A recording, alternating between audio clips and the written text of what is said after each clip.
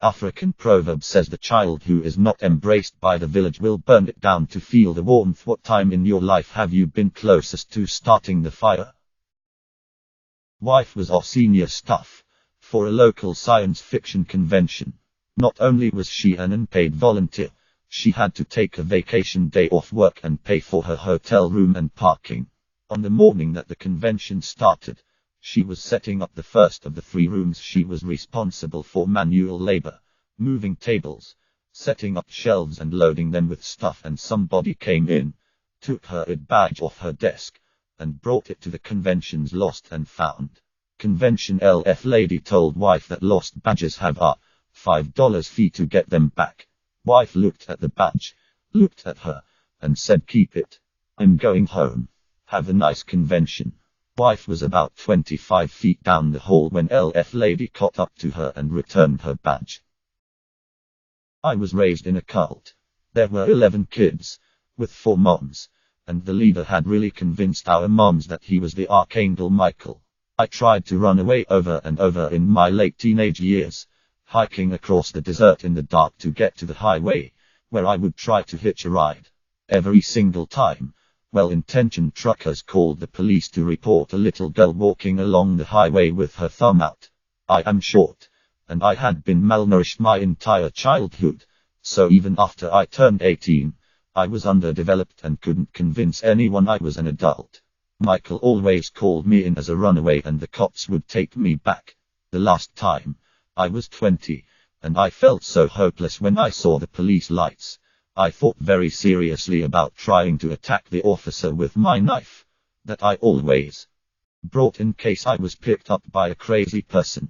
I knew I was too small and weak to actually hurt the officer, but he would be obliged to arrest me and send me to jail. It was the only way out I could think of. Dumped at the doorstep of a youth shelter after my mum was hospitalized and dad was in prison.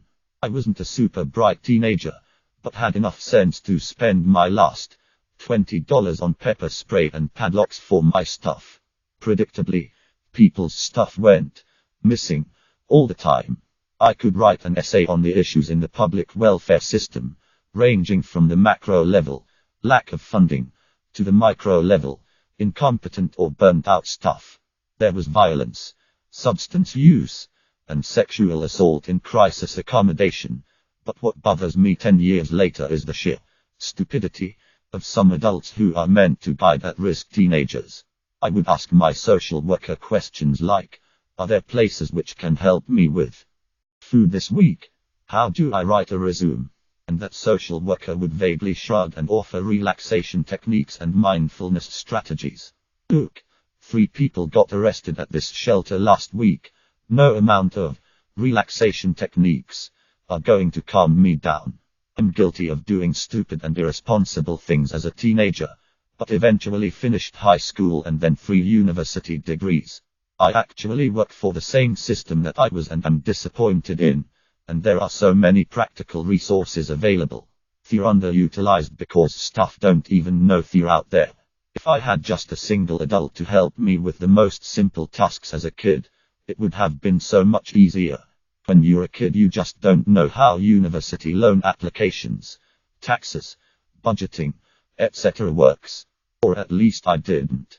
And everybody assumes that you do, because they do. Like I had no idea that in my country, the Department of Housing can pay for your rental bond. I stayed in a homeless shelter for an extra 1 to 2 months to save up $900 to pay for the bond of a shitty apartment. Extra months of broken sleep, men trying to pick the lock to my door, residents hyped up on ice. Last year there was a 16-year-old girl on the train, having a meltdown and making a public scene. She was clearly drunk and people were avoiding her. She started screaming that she missed her period and does anybody want to pay for her termination. She phrased it as a joke or a way to get money, which I did not give. But I guess she repeated it enough that I wondered if it was true. We got to talking and I referred her to a social service, downloaded a list of resources in her catchment area, and saved links and forms on her phone about how to arrange her own healthcare cards since she's over 15, so that she can visit a bulk billing GP on her own and get tested. my country, the pee test from a pharmacy is about $15, but a pregnancy blood test ordered by your GP is free.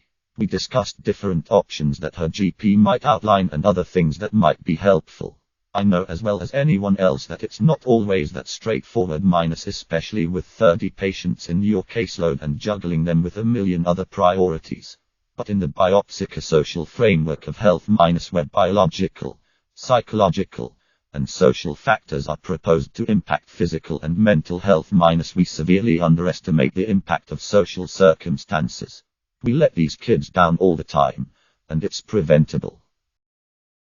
I had a coworker at a non-commission-based retail job where a coworker would repeatedly sabotage my sales so she could get a lot of credit apps and a high GSP, HR sales. She would overhear my pitch for cards required, and then lie to the customer so they would apply. I would have to try and rectify what she said while she hovered over me. She did many other questionable things, and I reported her multiple times, as did my coworkers and customers. Now, one time I got lucky and an 18-year kid came in to buy the most expensive desktop we have on display. To $5K. She saw me do this sale, but I needed a manager to approve a tiny discount. But my radio was dead. Coworker was watching me the entire time. So I asked if she call for them. She stone cold ignores me. I go for the MGR. She prints out paperwork on the computer and tries to sell it to him. When I return, she literally yells at me in front of the customer to give her the sale BC she worked to. I ignored her and didn't give her the sale. When I reported this, as did the customer, he was mortified. I was literally told by my boss, ignore when she does that. She's a middle child, so she does stuff like that. I was tired of the stupid lack of action. So I filed an HR complaint regarding her, and 5 of my managers for not addressing it. They all got reamed for it. Only one is still in a management position. The rest were eventually demoted or laid off. When I was a kid, my dad used to beat on me pretty often. When he was sober, I usually did something to deserve it. When he wasn't, it was just go time. One night, I was 14. He got drunk, and when I got home from a girlfriend's place, he cornered me and put a revolver to my head. He told me how worthless I was and that he would be doing me a favor by killing me. I didn't respond. I didn't move. I just waited for him to pull the trigger.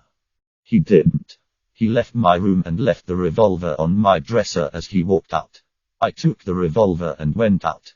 I walked around my hometown, sat by the river and thought about all the ways I could get back at him for all the misery he caused my mother, sister, and I. I also considered doing the Kurt Cobain, but that's not relevant.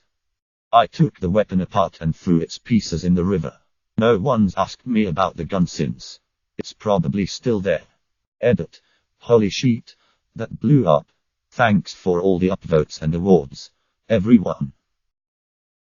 When I had been bullied constantly in 7th grade by 3 different kids / groups of kids, and the school showed so little interest in helping me, I was physically bullied, verbally mocked, humiliated in front of the other kids, and I was battered. When I finally took my mom's advice to make a scene the next time someone started throwing things at me, I did it. We were outside that day for PE, and while we were all sitting in lines at the start of class, a kid in the line next to me started throwing pebbles at me. I ignored it for a moment. Then when he kept going, I yelled at him to stop. I didn't care that people were staring.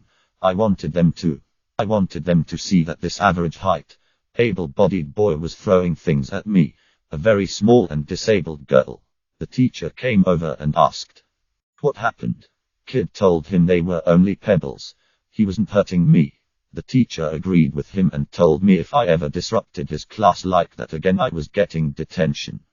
I don't know what it is about some teachers, but the second they get put in charge of more than one child, they become absolutely blind to any kind of bullying, and if it gets pointed out to them, they think that particular incident exists in a vacuum and couldn't possibly be a sign of anything worse. I was 11 years old and suicidal because I felt so incredibly powerless. That teacher only solidified that feeling. I can absolutely attest to being around people who were love-starved and then subsequently self-sabotaging or otherwise destructive. In a softer sense, if I have felt rejected, I have felt peace in sort of burning bridges to find myself. I used to work in fast food, and was the only person in the store that didn't smoke.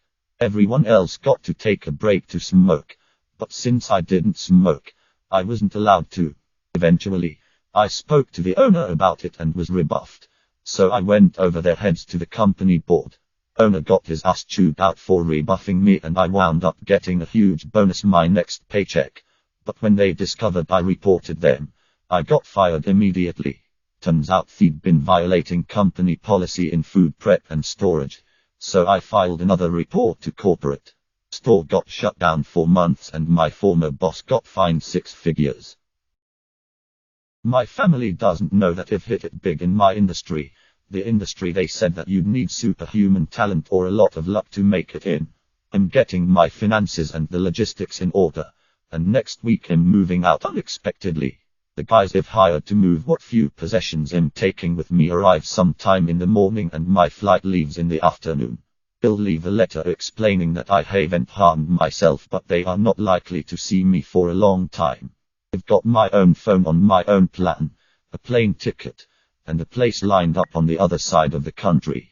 My family won't take it well since they thrive on control and conflict, and I expect the whole family to implode from finger pointing and drama-oring once I'm gone. Subscribe, like and comment if you hate outros, begging you to subscribe, like and comment.